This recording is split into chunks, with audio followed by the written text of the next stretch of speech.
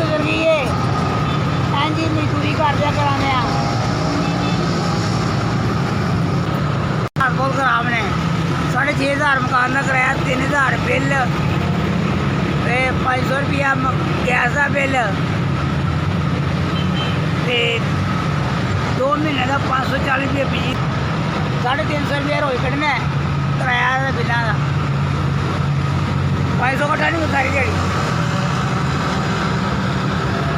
अल्लाह ही मालक है। हाँ जी कोई प्रतिष्ठा रखता है। वो मजदूरी जी है ये मजदूरी सारा बाड़ियाँ सैकल सही कर ली, पेंटर ला लिया।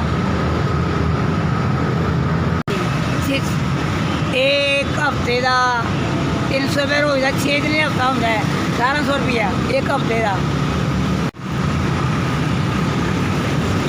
4,000 रुपया 2 हफ्ते का।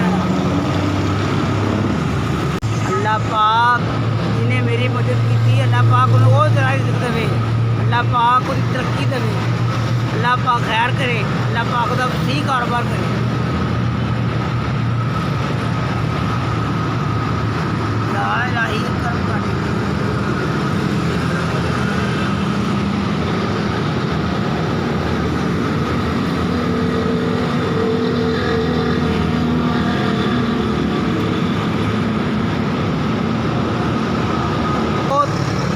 साल आज कोई किसी के काम नहीं आता है। एस मेरी